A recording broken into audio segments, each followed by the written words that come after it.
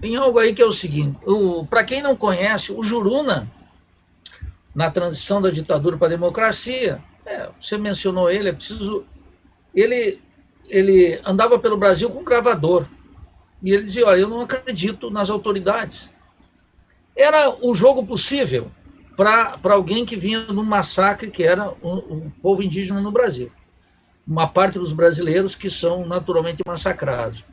Esse ato do Juruna, ele é impensável para os políticos lugares que estão aí dizendo: eu não acredito. Agora, por que não acredito?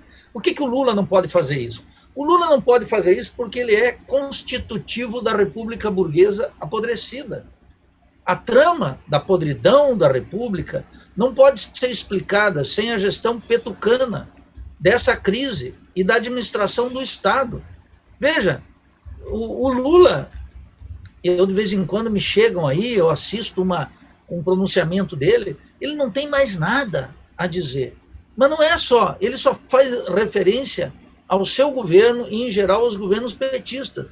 Mas ele poderia enfrentar o tema da corrupção, ele poderia enfrentar o tema da Previdência, ele poderia enfrentar o tema da reforma agrária, ele poderia enfrentar o tema da soberania, ele poderia enfrentar o tema da corrupção. Não pode. Daí que agora ele tenta, no máximo, se salvar como político vulgar que é. Ele não vai sair desse lugar. Muito difícil, porque ele teria que efetivamente queimar os barcos. Ele teria que atuar com uma grandeza que a hora brasileira pede. Mas alguém que nunca foi grande na sua trajetória não pode ser agora. O Lula, como todo o petismo, o establishment petista, faz parte do jogo da classe dominante para tentar salvar essa república tal como ela está. Eles não observam o caráter dependente do capitalismo rentístico que nós encontramos. E nem possui, Romulo, e aí que é a natureza da divergência. A natureza da divergência é que Lula não possui um diagnóstico da crise brasileira. Que crise é essa que ele mesmo ajudou a criar? Que crise é essa que permitiu que um proto-fascista esteja na presidência da República, tocando a manivela das privatizações, do alinhamento automático, da ampliação da dependência, do subdesenvolvimento, da reprodução do Brasil como um puxadinho dos Estados Unidos, mantendo uma hegemonia nas Forças Armadas, fazendo um raquitismo científico e tecnológico que já é histórico, etc., e administrando a economia e o Estado através de um office boy dos banqueiros, que é Paulo Guedes, e ele mesmo, um serviçal da Embaixada dos Estados Unidos, metido com milicianos, com o seu filho metido aí num esquema de corrupção eleitoral, Flávio Bolsonaro, que é uma vergonha. Quer dizer, por que, nesse momento, nós não temos alguém com a grandeza suficiente para dizer já basta? Nós não temos um político capaz de fazer isso. O Ciro Gomes, por exemplo, que denuncia todas essas imposturas, ele tampouco na hora de uma ruptura, ele apresenta um projeto de ruptura. O último livro dele, eu já comentei aqui, não é um projeto de ruptura. E o Lula tampouco é um projeto de ruptura. Os dois querem, cada qual à sua maneira, melhorar essa república. E no outro lado, nós estamos numa dialética terrível, Ramos, porque está um proto-fascista dizendo: essa república está podre, eu vou parir de outra. Ele fala na forma de o STF, o Congresso, a mídia, mas o que ele está dizendo em termos científicos, politicamente? Essa república é insustentável como está. E nisso, Bolsonaro tem razão, preciso dizer aqui. Agora, quem não tem razão é o liberalismo de esquerda, que pensa que por dentro das instituições nós ainda vamos renovar a república. Esse tempo passou. A crise mundial do capitalismo, o capitalismo, a emergência desse capitalismo dependente e rentístico. Por que o tema do Banestado é tão sensível?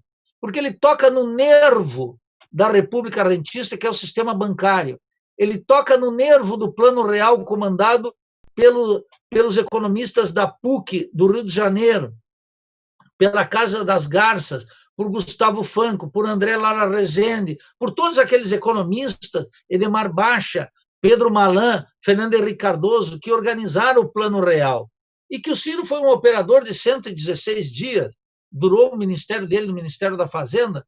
Logo que Fernando Henrique Cardoso assumiu, Ciro foi defenestrado e entrou um profissional como Pedro Malan, um homem que ficou 8 anos ali. Eles não podem tocar nesse sistema. Não é só o tema da corrupção, e da importante lista da Odebrecht. Ela é importante porque ela poderia revelar até que ponto a podridão da República alcançou todas as esferas, o legislativo, o judiciário, o executivo, o sindicalismo, todos estavam nesse jogo. Os militares, então, Nedorix, os militares é a grande imprensa. Sim, e os militares e a grande imprensa. E os bancos, por onde o dinheiro passou, que ninguém fala. Pois é, mas é a mesma coisa. Nós poderíamos pegar, vamos fazer um combate efetivo ao narcotráfico? É simples. Vamos colocar todas as luzes no sistema bancário. Ali se lava o dinheiro. Alguém quer muito melhor botar a polícia para matar. E aí entra o problema, Rômulo. O que significa, no Brasil, ele está coordenado pela agenda dos movimentos sociais. Os partidos não totalizam a crise brasileira. Então, os partidos ficam buscando alguém no movimento camponês, alguém no movimento operário, alguém no movimento negro, alguém no movimento LGBT, alguém no movimento ambiental, alguém em cada agenda dessa para ter um vereador, um deputado, um prefeito, que na totalização, uma totalização de movimentos sociais. Não tem uma amálgama, não tem alguém que dê uma totalização e diga, olha, esses movimentos aqui, eles são expressões de antagonismos e contradições da sociedade brasileira, mas eles não podem resolver, não tem como resolver o problema brasileiro sem essa totalização. O Lula não tem esse diagnóstico, o Ciro não tem esse diagnóstico, os partidos que estão... O PSOL não tem esse diagnóstico, estou falando do meu partido, como membro do Diretório Nacional do PSOL, o PSOL não tem um diagnóstico da crise, de tal maneira que não pode entender o caráter do capitalismo rentístico, o assalto ao Estado, o tema da dívida pública e o sistema bancário. Isso é colocado de lado sistematicamente, Rômulo. Então, na ausência disso, nós vemos, por exemplo, você mencionou aí o antecedente do Requião. O que o Requião queria? 2 moléculas de rebeldia do Lula. Mas essas 2 moléculas de alguém como o Requião, que foi um senador independente e que estava lá brigando dentro do sistema para que tivesse um enfrentamento, não de luta armada, mas um enfrentamento real, a grande política, emparedar os corruptos. Veja, o enfrentamento do Requião com o Serra no Senado é conhecido. O Serra é um notório corrupto, agora cada vez mais claro. Por que isso não é enfrentado? Porque, claro, os petistas sabem dos crimes tucanos, e os tucanos sabem do crime dos petistas. Então fica todo mundo abafando, está todo mundo lutando pela sobrevivência, Roma. O Serra, veja o seguinte, olha esse cadáver ambulante que é o Aécio Neves. Aécio Neves é deputado, alguém sabe disso? Não, ele também está lutando pela sua sobrevivência, ele não quer terminar os dias na cadeia, nem ele.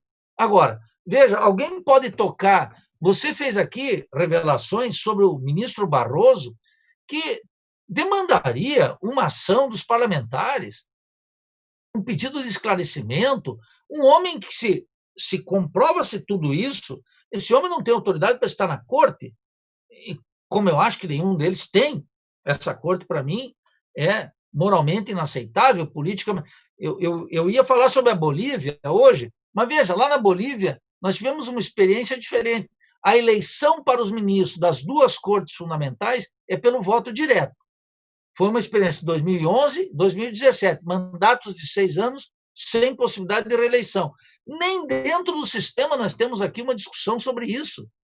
Colocar mandatos para os ministros da Corte Suprema, não que eles sejam colocados para fora de acordo com a idade, não.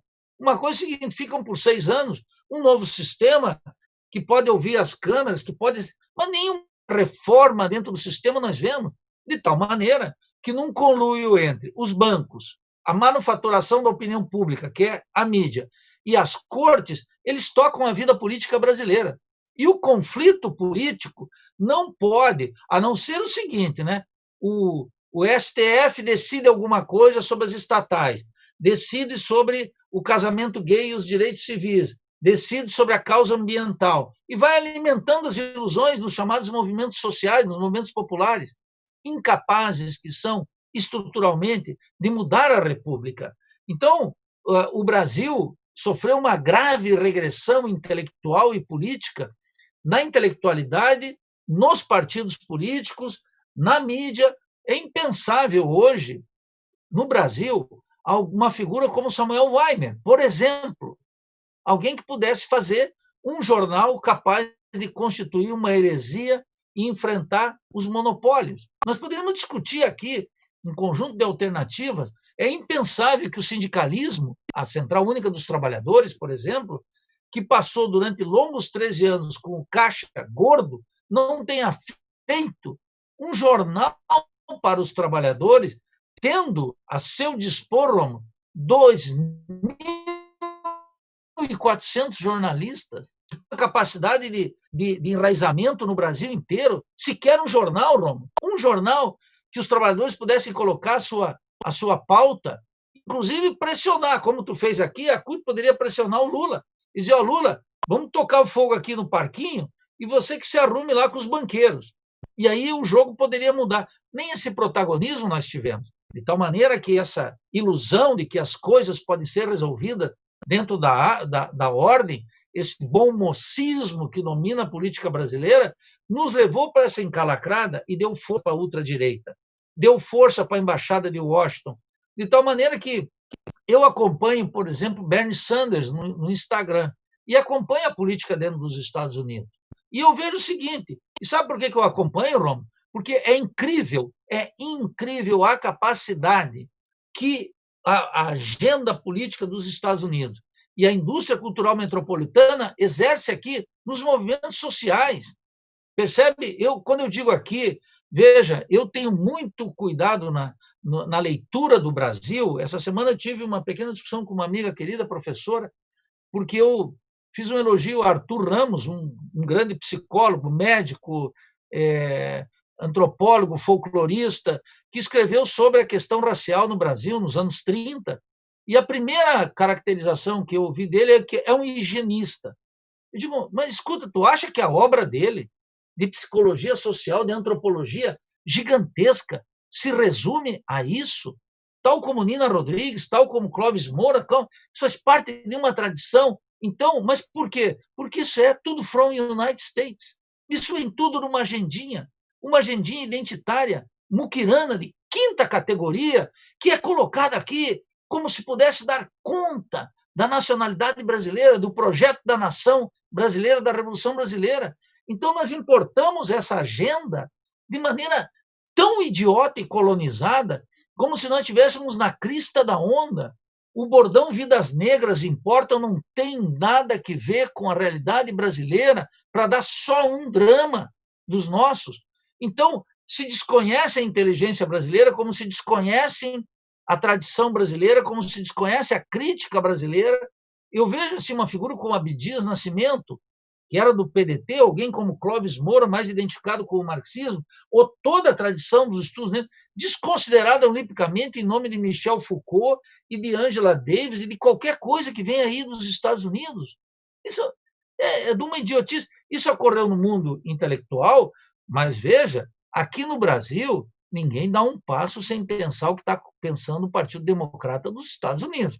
Nem Ciro Gomes, nem Lula, nem Haddad, nem ninguém. Está todo mundo ali, um puxadinho periférico do Partido Democrata nos Estados Unidos.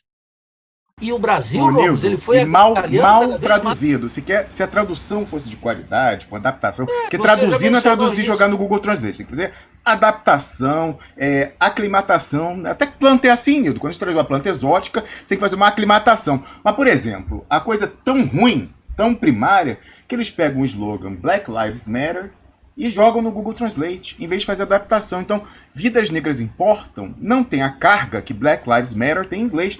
Então, por exemplo, na França, as pessoas não são colonizadas como no Brasil. Então, no noticiário francês, o pessoal traduziu Black Lives Matter como, em francês, Vidas Negras Contam. Né? Isso é que traduz, né, e adapta bem o significado de Black Lives Matter. Mas a coisa tão primária no Brasil, a correia de transmissão é tão direta, tão desqualificada e rebaixada, que eles botaram Vidas Negras Importam em vez de Vidas Negras Contam, Nigurix. Veja, os franceses, eles têm um apreço pela nacionalidade francesa, e eles têm um certo nacionalismo.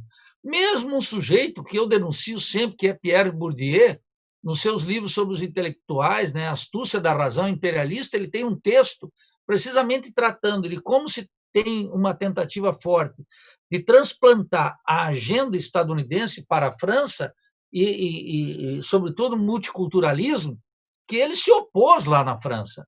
Mas os discípulos de Pierre Bourdieu aqui não são capazes de ver isso. E estão toda hora papagaiando, macacando essa imitação dos Estados Unidos sem desconhecer os Estados Unidos. Quer dizer, sem conhecer os Estados Unidos, sem conhecer a trama estadunidense. Então, veja que agora isso tudo foi reforçado pela entrada da CNN aqui no Brasil, Romulo. Você está aí na Suíça, mas eu quero te dizer, o impacto da CNN aqui, o reforço da pauta identitária, a disputa com a Rede Globo, coloca a CNN, coloca uma parte significativa do liberalismo de esquerda sob a proteção da CNN. E a CNN pauta. E o sujeito quer se eleger. Então, ele dá a vida para participar de um debate entre pombinhas e falcões dentro da jaula da CNN, da gaiola da CNN. E vão fortalecendo a ideia de que nós temos aqui um país democraticamente vivo, em que os grandes antagonismos e as contradições aparecem. Ora, tudo que a CNN e a Globo fazem, de fato, é esterilizar o conflito, é não dar vazão para o conflito. E o conflito é a norma da sociedade brasileira, de tal maneira que, se nós não tivermos um radicalismo político capaz de enfrentar a classe dominante do lado da esquerda, nós não vamos ter qualquer possibilidade de fazer política falando para as maiorias. A grande parte da população brasileira, ela não aceita mais a conciliação como um instrumento da política. A maioria da população brasileira, Rom, ela está submetida a um conflito de classe tão acentuado, tão hostil, que ela entende que o bom moço que o político quer fazer, ou apenas a retórica radical, ela não tem mais espaço na vida de milhões. E por isso que uma figura detestável como Jair Bolsonaro levou à presidência da República, porque ele deu algumas moléculas de verdade no mundo da mentira. Quando ele diz que a imprensa mente, alguém com 2 moléculas de honestidade poderia refutar? Não, a imprensa não somente, ela manufatura a opinião pública. O Congresso Nacional impede o Executivo de andar? Ora, o que o Lula dizia? O Lula dizia que tinha que ter uma coalizão para poder governar. Bolsonaro tem razão. A Corte Suprema é confiável, mas é claro que a Corte Suprema não é confiável. Então, Bolsonaro está falando a linguagem da maioria do povo. E o que faz o liberalismo de esquerda? Veja bem, vamos defender a democracia em abstrato, então o Congresso tem sua função, as cortes devem ser respeitadas. O que é isso senão o discurso do Lula? O Lula acredita nas instituições e acredita numa saída por dentro das instituições. Eu fico pensando num líder político africano como Nelson Mandela, um liberal ao fim e ao cabo, mas ele amargou 27 anos de prisão e ele saiu da prisão para acabar com o apartheid, das quais os cubanos tiveram uma nota política e militar extraordinária, e que não digo eu, isso diz o próprio Nelson Mandela, sem um certo dose de heroísmo e sacrifício pessoal, não é possível fazer política, nem aqui, nem nos países centrais, mas na periferia, mais do que nunca, Roma. Então, um líder político aqui, né, que nós não temos um líder político no Brasil, a grande verdade é essa, um líder político nós não temos. Nós temos candidatos, nós temos lideranças eleitorais mais ou menos organizadas, mas uma liderança política, à altura dos desafios intelectuais, políticos, sociais, numa hora crucial de crise capitalista global, que o país teria que ter uma convocatória confiável, factível, nós não temos. Então, por isso que nós tematizamos a Revolução Brasileira, porque nós precisamos de um horizonte estratégico. O horizonte estratégico não pode ser a melhoria dessa república, tem que ser colocado abaixo essa república. Então, nós precisamos parir um novo radicalismo político. Esse radicalismo político não é uma expressão da inconsequência política, ao contrário, está banhado numa racionalidade política capaz de entender que a burguesia como tal não só não topa mais a conciliação, ela está transitando para um outro regime, cujos PLs, aqui o Duplo Expresso denunciou muito claramente, terá um arcabouço jurídico, não tenho a menor dúvida disso. uma ditadura. A nossa ditadura no Brasil elegeu o presidente da República pelo colégio eleitoral. Tem um arcabouço jurídico, Nildo, tem um arcabouço de fato com o PCC da quebrada. E ainda dispõe agora de um conjunto de instrumentos que nós caracterizaríamos assim, na tradição latino-americana, de paramilitares, capaz de fazer o serviço que a República burguesa apodrecida pode tolerar e colocar como é o crime de Marielle Anderson. É um crime de alguém da política. E veja, em doses homeopáticas ainda, tragicamente homeopáticas. E eles podem continuar operando dessa maneira até que, monitorando a crise, eles precisem fazer uma operação em larga escala. Isso está colocado, é uma hora terrível para o país. Agora, é a hora também que pode emergir aqui, Rômulo, é a hora, dialeticamente, né, a hora mais adversa, é a hora que tem que emergir uma figura que possa traduzir forças políticas. Essas forças não estão no outro planeta. Essas forças já estão entre nós e precisa alguém que recolha isso. Isso está em curso. Eu sou uma pessoa de profunda convicção e esperança nisso. Não uma esperança infantil, não uma esperança como um mote de vida, não, uma esperança que nasce dos conflitos que estão aqui, precisarão uma tradição, e de forças que estão aqui que querem essa tradução. E é isso que vai fazer emergir entre nós, dar força e transformar esse pequeno rio da Revolução Brasileira numa força inexorável. Isso aqui está entre nós. Eu não estou postulando aqui uma coisa dos deuses ou dos astros. Eu estou postulando aqui uma coisa muito concreta, de contradições que movem os homens e as mulheres desse país e desse continente, que parece errante, mas que, testando aqui, testando acolá, vão encontrar um rumo.